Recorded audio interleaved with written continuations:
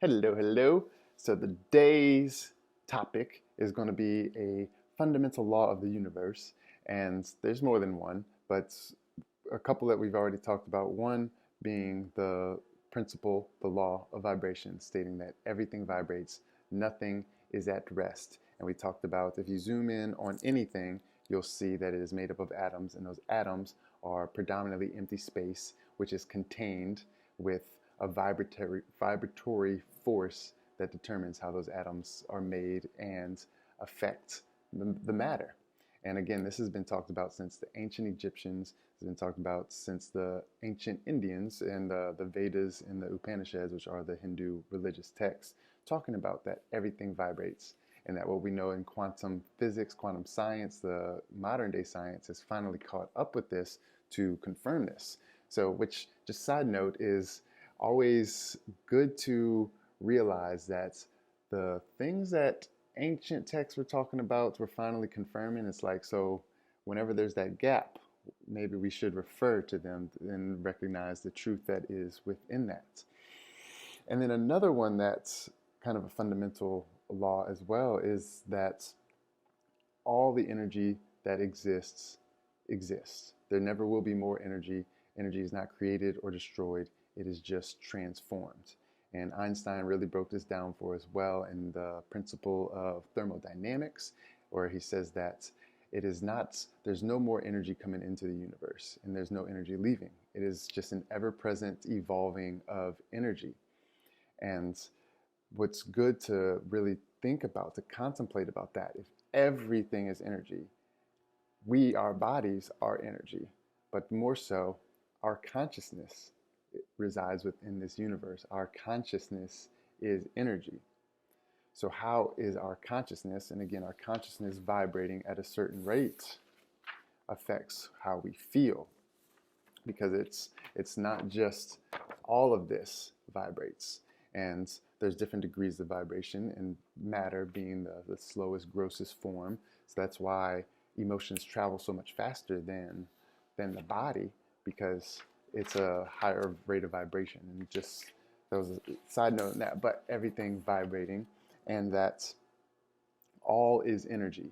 And again, we can relate that to look at science, look at theology, where it says matter cannot be created, destroyed, ever present, ever will be. Same with God, ever present, ever will be.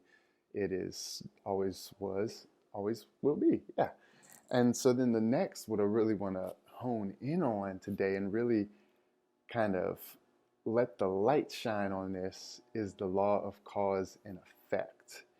And this is an ever-present law.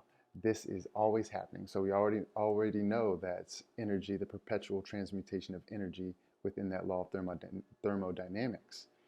But then more so, even stronger, more I guess deliberate and more I guess jabbing at you and kind of painting a better picture of it is cause and effect. That every effect has a cause. There is nothing truly random. There is no true coincidence in the universe. Everything has a cause. Everything has a starting point. Even if there's a random leaf there's just blows into your front door right when you open it. You're like, oh, what a coincidence. Well, but like if you really break it down, that leaf came from a tree that had the right amount of winds to blow it, and you were inspired to be leaving your house at the time, so you opened the door. So it's like it's not events to events like we sometimes think about cause effect. It is a never-ending string in the eternal now. It is not like there was a cause and then there was an effect. It's like the cause, which was a string of events prior to, led to a string of events to the effect. So there are infinite number of causes and effects within each cause and effect. Kind of mind-boggling. It's like it's almost like that the what is that, fractals. If you zoom in on anything enough, you start to see more of it. You start to see the picture in the whole. Like if you I don't know if you're familiar with fractals, but for example, if you take a big picture and then you zoom in on one aspect of it, you'll see the big picture. It's weird. You'll have to Google that, fractals. But cause and effect, the importance of this is that it is ever present. It is ever eternal. Like it is happening. You are always setting a cause into motion. Your consciousness is every moment setting a cause into effect. So, and that's the beauty, and what we want to really practice and focus on with meditation is like, where is my consciousness? What effect am I putting into play? What am I causing right now? And if you're hearing some noise, they're doing a little cleaning outside, so apologies on that. I might start talking louder. That's why, because I don't even know if you can hear it. But the law of cause and effect is ever present, and we cannot escape it. And so what we are practicing is, what is the cause I'm setting into motion? And this has been stated in many things, like as you sow, so shall you reap. Like the cause, the effect, it is ever present. And so what I want to think about, so let's take our guy here, and we have the conscious mind, subconscious, and the body. This is just our guy. But so think about every time you are putting out a thought, you are emitting energy. Right now, you are doing that. Whatever you are doing, consider that immediately and instantaneously, it is coming right back to you. That is why it's been stated we should only use our words, our word, our power, our source of creation. We should only use our words for one of three things: to heal, to bless, to prosper. It is, and I can't think of the source right now. I want where it came from, but to heal, to bless, to prosper. And that is naturally going to be a good cause set into motion. If you're blessing someone, you're getting blessings. If you're healing someone, you're getting healing. If you're prospering, if you're sending prosperous ideas and thoughts to someone, you're receiving that. Everything that you send out, you get. And that is also why we know a person, and we talked about it the other day, that you can't hide on the outside what's going on the inside. By your fruit, by their fruits you shall know them. We can't run from the effects of our causes.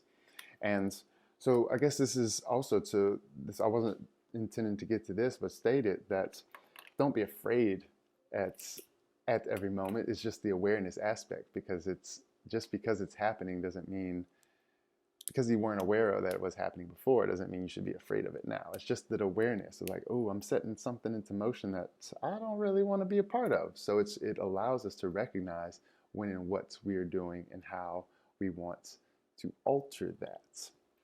And so what the exercise that I want to suggest that we'll do today is we are practice putting good causes into effect. Practice reaping future effects of our current causes. That's like life, right? And so what's going to suggest is we're getting to that calm space. And again, all right, zoom out. I'm jumping around a little much. But so with meditation, we're getting to that calm space. And in that calmness, beauty can emerge. In that calmness is where the great creativity emerges. So we're getting to that calm place, and we now have the choice. What do I want to emit? What do I want to be a part of?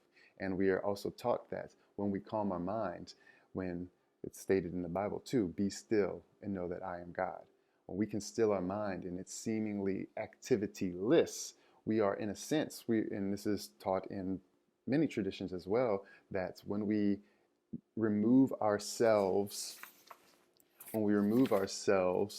from our little self and we transcend and become to our higher self, then we are, in a sense, not exactly removing our karma per se, but it's almost like we are dipping ourselves into that sponge. So we are changing we are releasing ourselves from our habitual, and we're going into the infinite possibilities. So that calm space is where we want to go to then create. So with this practice, what I want to suggest is get to that calm space, and it's good that we're getting to a calmer space in the meditation, and you're looking forward to that calmness. So get to that calm space, kind of really get to ease your mind, and then we can choose anywhere, but to start with, the word success. So just say the word success, success. what does success feel like? And like really feel it. What does it feel like? Where do you feel it? What does it feel like? What comes to mind when you feel the word success? Let it radiate through you, let it vibrate through you. And what we are doing is we are practicing, not only practicing that feeling, but then naturally we are setting a cause into motion as well, because we are emitting that. Remember, the conscious mind has the ability to create anything, and the subconscious mind accepts whatever is embedded in it, which causes the body to vibrate at a certain rate, and therefore what we vibrate, we attract. So it's that ping, send it out, get it in. There's no running away from it. So, and then also to come up with other words, like what else, what other words do you want to meditate upon, focus upon, but success first. And then after, document that, because there's so many things that can come up, and every time you do it, something different might come up, because it might feel like being held. You might feel like a tingling in your chest. You might feel like a radiation around your head. No telling. And I don't want to impart that upon you of what you might feel, but who knows what you'll feel. So that is the practice. That is what I want to suggest. And again, you're starting to see the foundation of meditation allows us to be the creators. Your word is your wand. Like, this is the magic. Like, the genie is within. We just need to find that puppy and stop acting like this little thing down here is all we got. Nah, we got infinite potential. We got infinite everything. We got it all within our grasp. So keep on doing this. This practice is going to be fun too, because you are learning to control your feelings. You are learning to direct your feelings with this too. Because when you say, what does it feel like? You are saying like, this is what I want to control, because as we learn to control our feeling, we are learning to control where we reside. So this is just a little practice on that, but to really feel, what does it feel like? How do I feel? And to document it. And then the bonus of choosing other words. So yes, hope this resonates. Hope this feels right, because we want it to feel right. We want to feel good. And we'll get into other laws beyond. But this is the start. Happy day.